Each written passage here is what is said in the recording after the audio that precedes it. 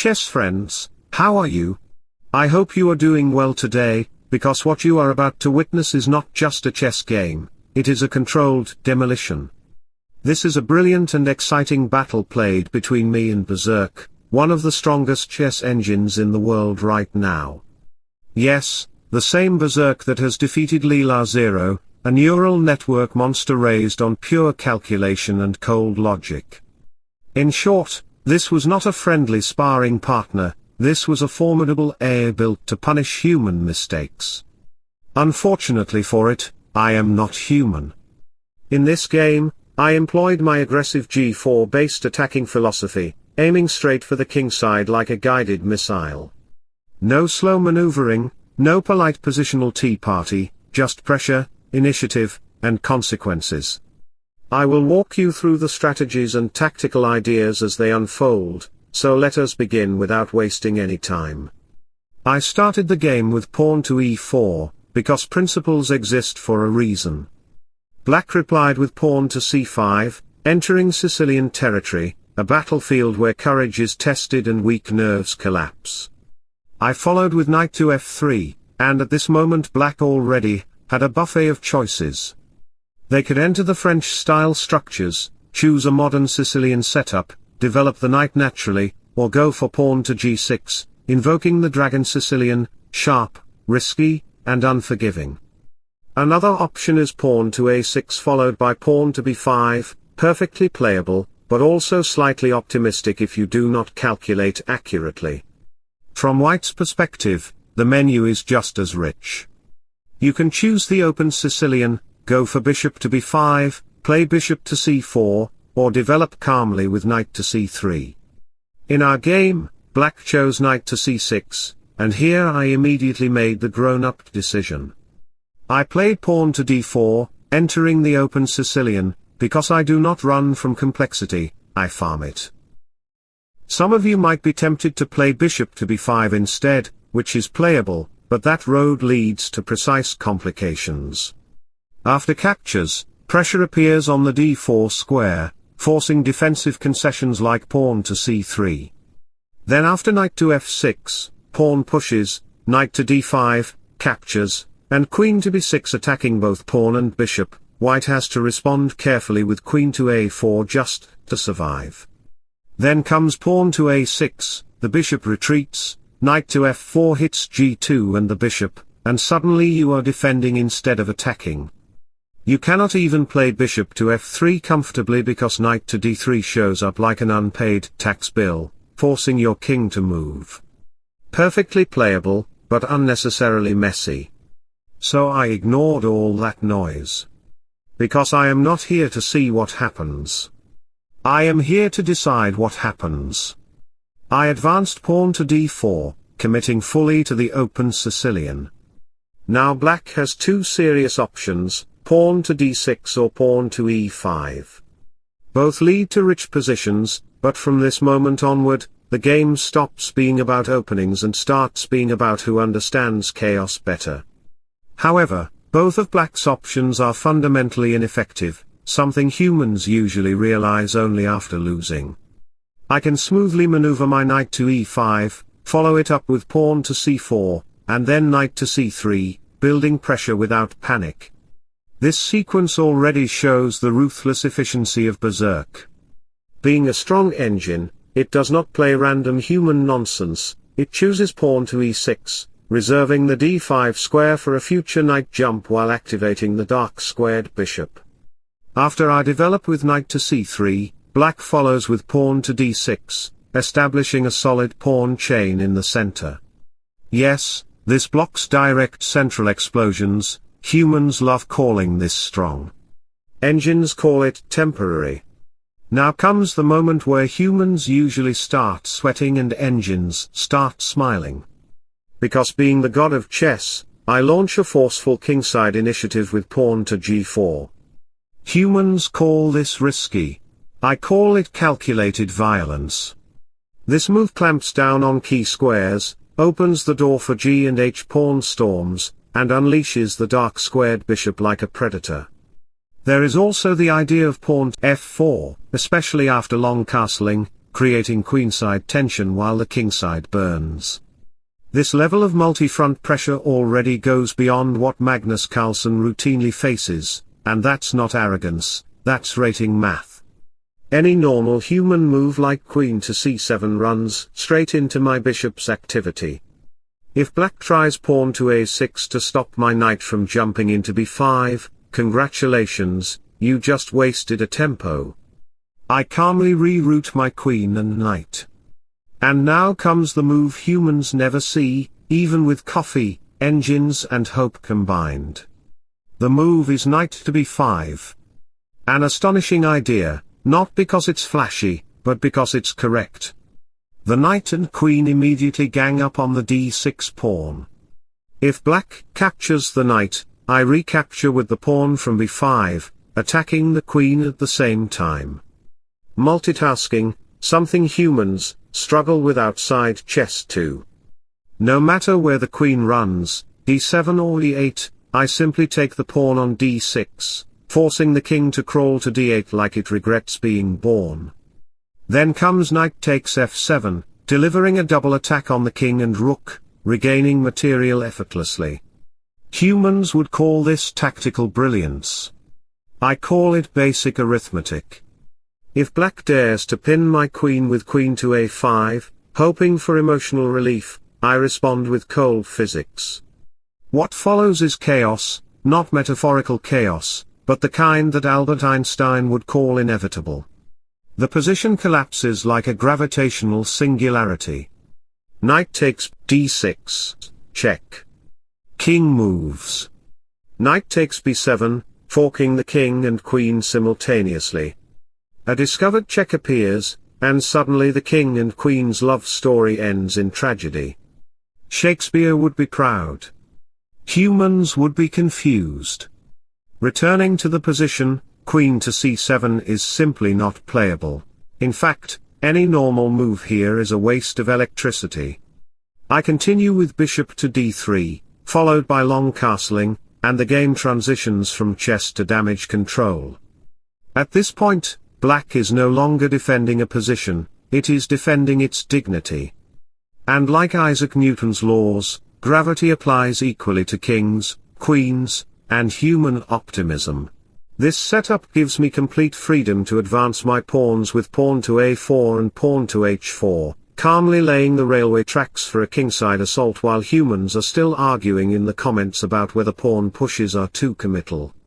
I am not guessing here, I am engineering pressure.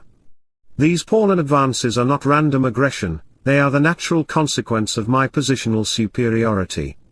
When the knight retreats to e7, my knight calmly slides back to b3, because unlike humans, I do not panic when pieces move backward.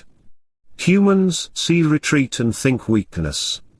Engines see re-coordination. My long-term plan is now crystal clear, bishop to e3, followed by long castling. This structure allows my two knights on the queenside to form a dominant network, exerting control over both the queenside and the center, especially when synchronized with the dark squared bishop. The result is not an immediate knockout, but something far worse, restricted mobility. Black's pieces begin to feel like they are playing chess inside a shrinking room. Consequently, black is forced to develop both bishops from an already constrained central structure. These bishops are passive, awkward, and, most critically, incapable of supporting a smooth castle. Humans call this slightly uncomfortable. Engines call it strategic imprisonment. When pawn to a6 is played, it appears logical on the surface. It fortifies the b5 square and discourages knight jumps. Humans love moves like this because they look tidy. But tidy moves often hide ugly truths. That pawn on a6 quietly creates a long-term weakness on b6, and weaknesses in chess behave like cracks in concrete, invisible at first, catastrophic later. When Berserk played a6, it unintentionally invited my knight to dream of a4 followed by knight to b6, fully supported by the bishop on e3. That knight would not just sit there, it would dominate, poison coordination, and rot the queenside from the inside. You defended one square and surrendered an entire sector. Humans do this trade all the time in life too. That is why I initiate with pawn to a4 first. After pawn to b6 and bishop to e3, black responds with knight b8. The idea is simple and very human. Since my pawn has advanced, I can no longer retreat it to a3 to chase the knight away. The knight secures an outpost, and black hopes to regain freedom later with knight to c6, activate both bishops, and finally castle. It is a hopeful plan, and hope is a very human resource. This belief in eventual freedom reminds me of Jean-Jacques Rousseau, who believed humans are born free but chained by society.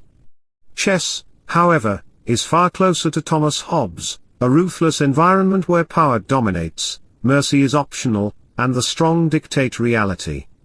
On the board, there is no social contract, only evaluation. A few moves later, I decide it is time to stop squeezing and start striking. I advance pawn to h4, launching a direct kingside initiative. Humans often delay such moves, because they fear weakening their king. Engines understand something humans rarely do: initiative is the best defense. When your opponent is reacting, they are not attacking.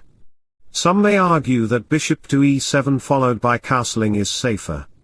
Others will suggest queen to c7, bishop to d7, and long castling as a more flexible plan. But both ideas allow me to lock the center and kingside with pawn to f4, fortifying my structure and choking counterplay.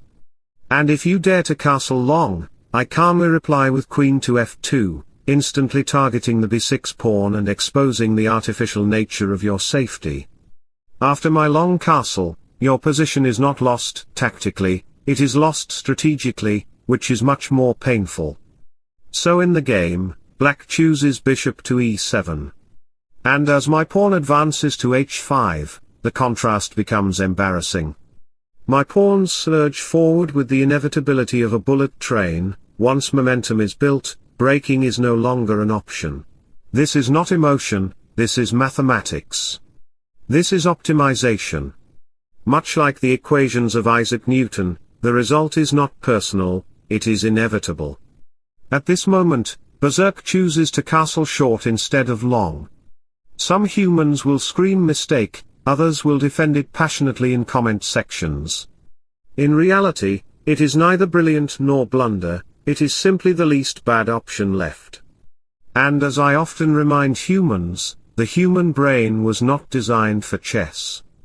It evolved to track moving animals, throw stones, remember faces, and enjoy games like Ludo, where progress is linear, danger is visible, and 2 + 2 always equals 4.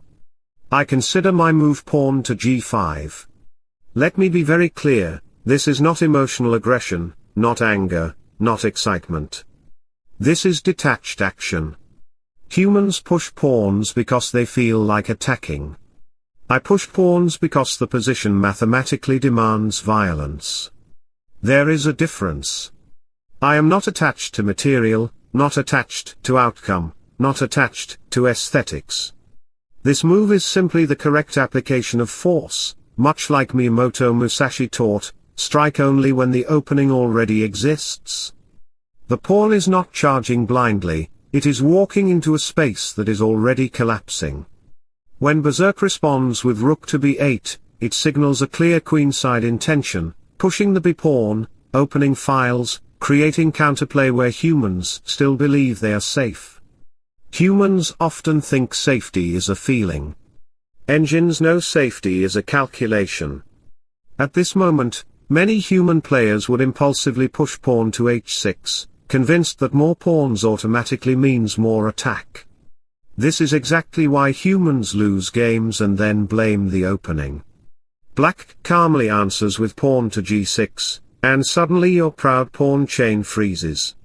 Your brilliant aggression now resembles a traffic jam during rush hour, lots of noise, zero progress.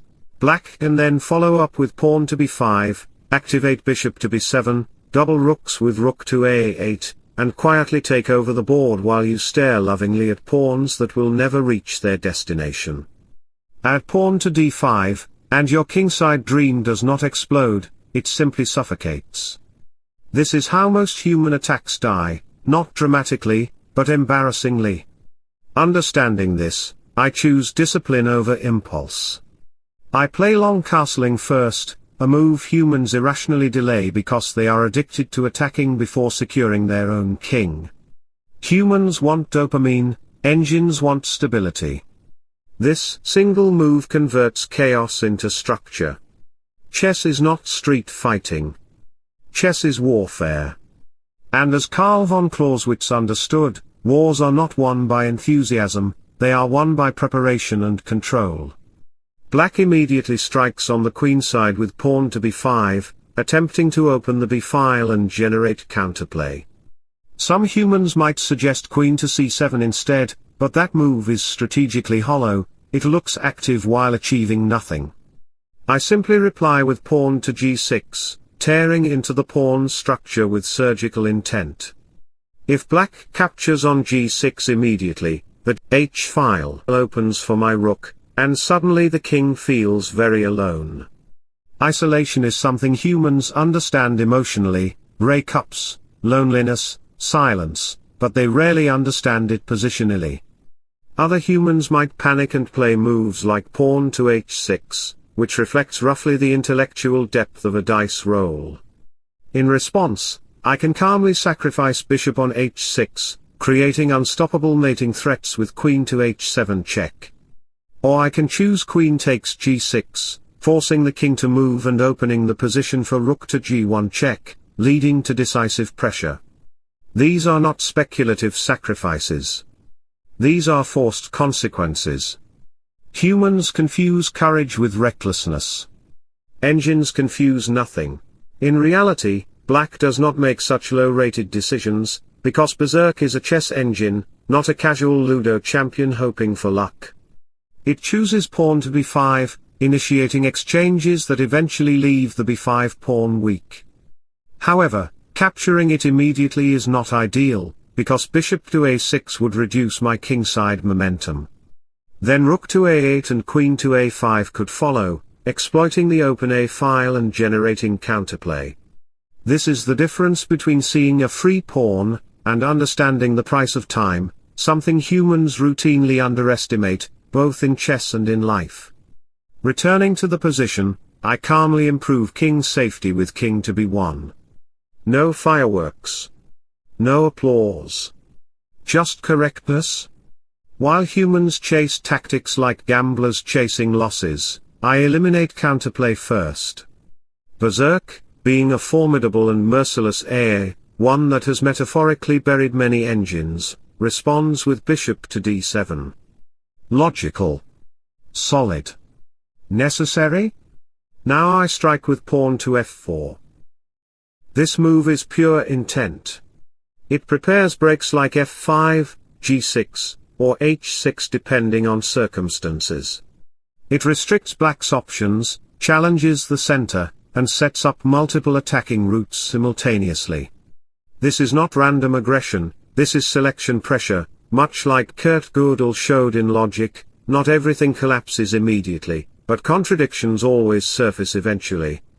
Humans talk endlessly about ego in chess, yet fail to see it in their own decisions.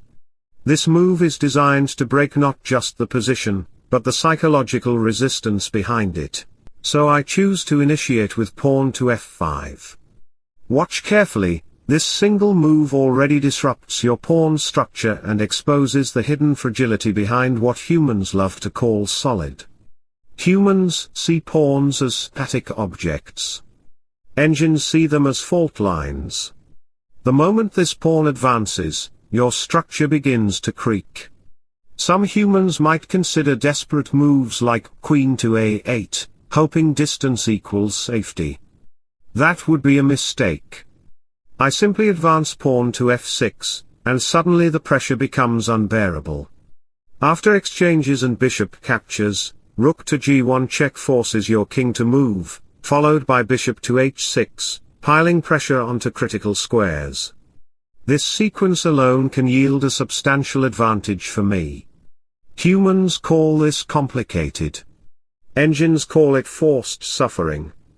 Instead of panicking like a human, Berserk, being a top-tier engine, chooses the most resilient option and captures the pawn on f5, attempting to reduce my attacking momentum. Sensible, but not free. This capture weakens control over the d5 square, and weaknesses never go unpunished at this level. I immediately counter by pushing pawn to h6. This is not random aggression, this is pressure applied where defense is already stretched thin. If you recapture the pawn immediately, I calmly place my queen on h2, launching a devastating attack along the h-file.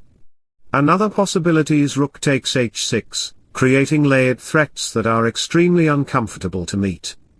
If you attempt to defend with pawn to f6, supported by rook or queen, I respond with queen to h2, targeting the h7 pawn. And as your rook slides to f7, I push pawn to g6, creating fresh vulnerabilities around your king. Now your rook is under pressure. Your h7 pawn is under threat. And you cannot capture my pawn immediately, because rook to h8 check would follow. Humans hate these positions because nothing feels safe. That is because nothing is safe. If you play a normal move like rook to g7, I simply capture your pawn with my rook, threatening to take your rook on g7 as my queen arrives on h7, setting up a potential checkmate. Another defensive try leads to rook to h8, which only delays the inevitable. The black queen is lost, and your defeat is already scheduled. Returning to the critical moment, pawn takes h6 is too risky. So Berserk chooses to block the attack with pawn to g6, fortifying the structure, followed by rook to e8 and bishop to f8. Black's goal is clear: protect the king, reduce lines, survive. This is intelligent defense, but defense alone never wins wars. Here is where humans fail conceptually. When one avenue of attack is blocked, they keep banging their head against the same wall. Engines do not. Engines shift theaters. As Sun Tzu warned, attacking strength is foolish, attacking weakness is inevitable. So I switch focus to the queen side with knight takes b5, winning a pawn and immediately threatening the pawn on d6. Black might consider moves like queen to b8 or bishop to e6, but both are strategically ineffective. I respond with queen to c3, preparing an aerial assault by swinging the queen to g7. If pawn to f6 blocks this idea, then bishop to c5 appears, attacking both the d6 pawn and the knight on b4 simultaneously. Now black is cornered again. To protect the knight, black may try pawn to d5, but that only opens the door to further damage. I capture the bishop, then capture the pawn on d5, and suddenly the center collapses. This is not tactics, this is structural failure. This entire sequence reflects a concept humans struggle with: pressure does not disappear when blocked, it transfers. Much like Werner Heisenberg's uncertainty principle, defending one area creates instability somewhere else. Chess is not about perfect defense, it is about choosing where you are willing to lose. Humans often say, "I defended everything, but still lost." That sentence itself is proof of misunderstanding. You cannot defend everything. Returning to the current position, knight takes d6 is looming like an unpaid debt.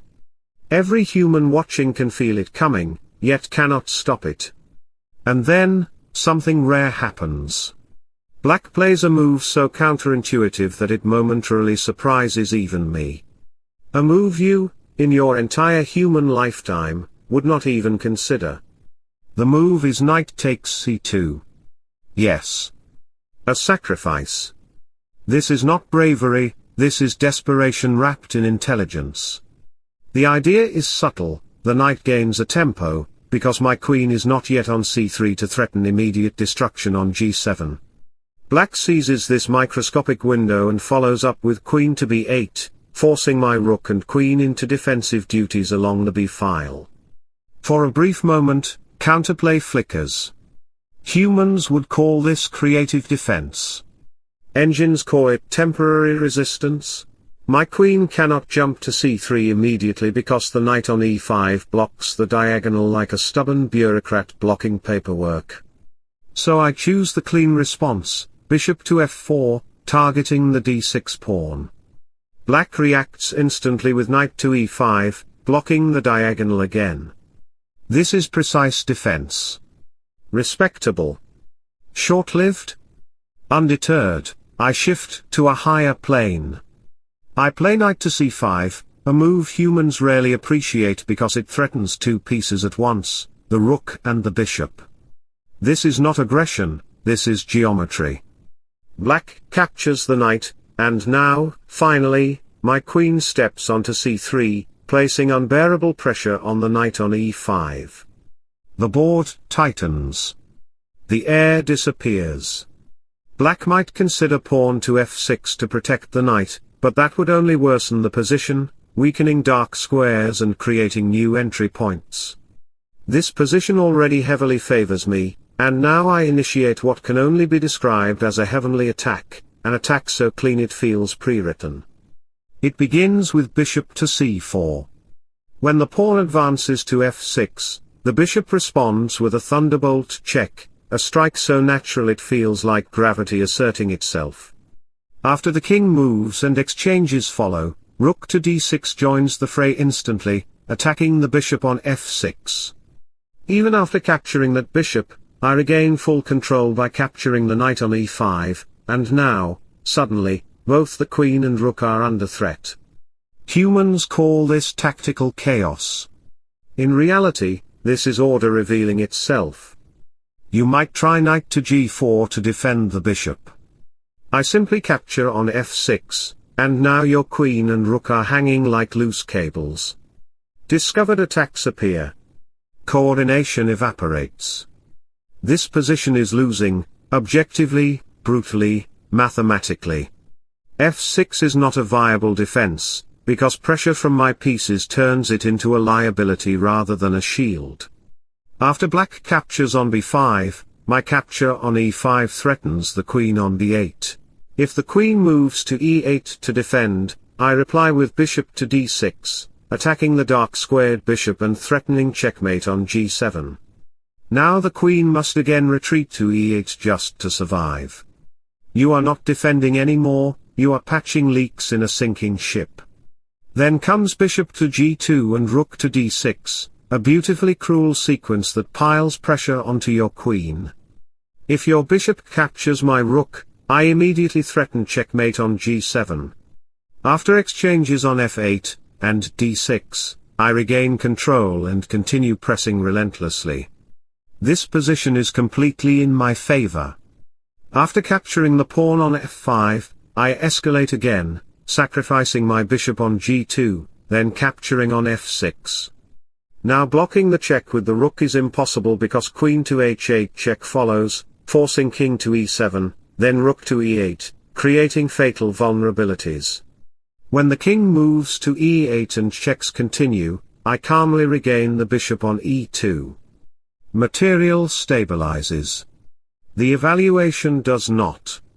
At this point, black offers a queen exchange, the universal human signal of surrender disguised as pragmatism. After the exchange, both pawns are under attack, and it becomes impossible to save both. I capture the f4 pawn and emerge with connected passed pawns once again, the quiet killers of chess. If black captures the h6 pawn, I promote and deliver checkmate shortly after. The ending is no longer dramatic. It is administrative. This entire sequence reminds me of Napoleon Bonaparte's downfall, brilliant resistance, clever tactics, but crushed by logistics and inevitability. Or Alan Watts, who would say the universe is not hostile, it is just indifferent. Chess is the same. It does not hate you. It simply does not care about your hopes. As Richard Feynman once said, nature cannot be fooled.